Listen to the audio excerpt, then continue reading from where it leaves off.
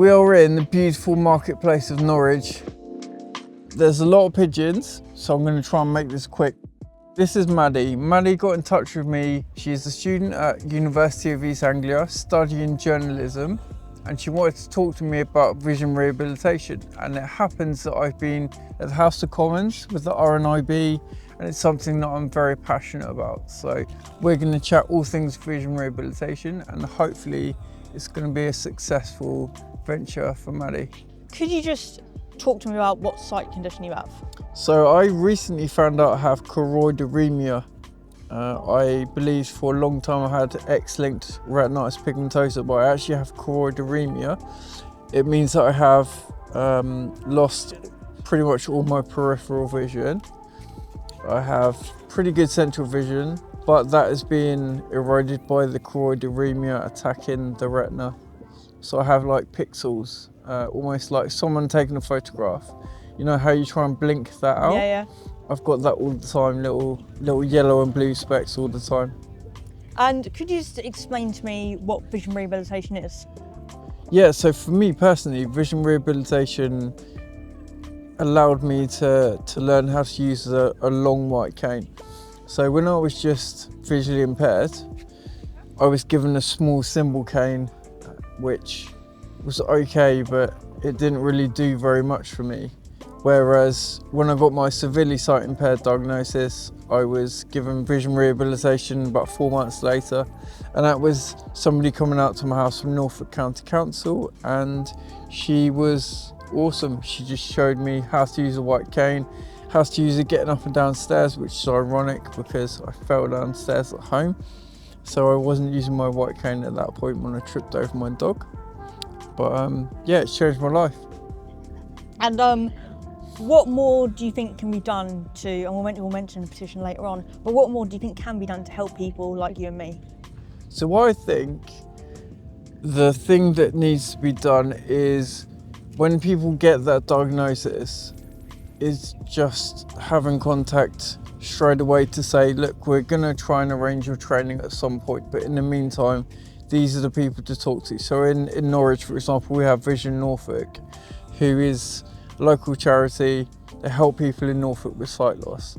So signposting to somebody like that would be really beneficial. And I know that they have different charities in different counties, but I think an initial response from the council to say, we're going to be in touch, we're going to help you out, so people don't feel forgotten. And then, as you and I both know, the RNIB are working really hard to lobby Parliament to get vision rehabilitation delivered to people quickly, because sadly some people are waiting over a year from the diagnosis before they get any kind of training. And we'll go on to the petition now. What do you think? Obviously we all know it's important, but why do you think it's important that, you know, West Streeting and the government understand that people like us need help? Well, I think Mr. Streeting, I know he's a fan of my YouTube channel, so hopefully he's watching, but the importance of it is that the bells are going off in Norwich. Hang on. Can you hear this on the microphone? This would be lovely. So I think if we're talking to West Streeting about why it's important, it's because people's lives are put on pause while they're waiting for this training to be delivered, which is really sad, because you and I both know that partially sighted and blind people have a lot to offer society, but if they don't have vision rehabilitation training, they can become isolated from society, they can be left behind, and their life can be put on pause. And especially when you're looking at workplaces being more accessible to disabled people, if they can't even get to the workplace because they can't use a white cane in our example, then how are they going to get back to work? How are they going to live their lives and be part of society? Like, they just can't do it. And one of my final questions, there was a stat I saw earlier this week that the eye care industry is worth about 26.5 billion. So that's how much it costs to basically help and support. And obviously that comes under a lot of like family strain and stuff like that. Has your wife and your people you know, have they, you know, been like really supportive of how they help you and stuff like that? Yeah, I definitely think so. For me personally, I have known all my life that blindness was going to be a reality for me. So I went through my younger years with that in mind. So I trained to do a job that I can do without my eyesight. I work from home, I work on a screen. I do my personal training online now. I don't work in the gym or in my own studio. Same with my coaching, it's done online. And then massage is done with my hand. So it's about what I can feel, not what I see.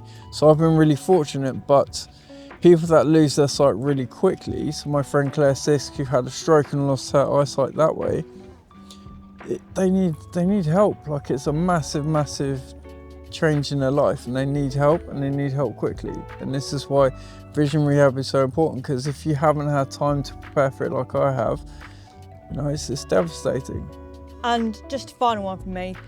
What advice would you give to someone who is struggling to get that vision rehabilitation support? Can I swear? I'm not going to swear. Okay. Well, I would say be a pain in the butt is my advice, because the support is there for people that need it. You just have to have the balls to go out there and say, I'm allowed this training, I need this training, give me this training. And if you're not having success with your own council, speak to the RNIB. They've got people there that will be on your side, they'll support you, and they will help you get the support you need. So just don't be afraid to be a pain in the butt and get what you deserve. Before we close this video and put all the links to sign the petition and get more advice from the RNIB, I just want to say we're in Norwich, and Maddie has shocked me by telling me she supports Ipswich Town. Sorry about that, Rob. Yeah.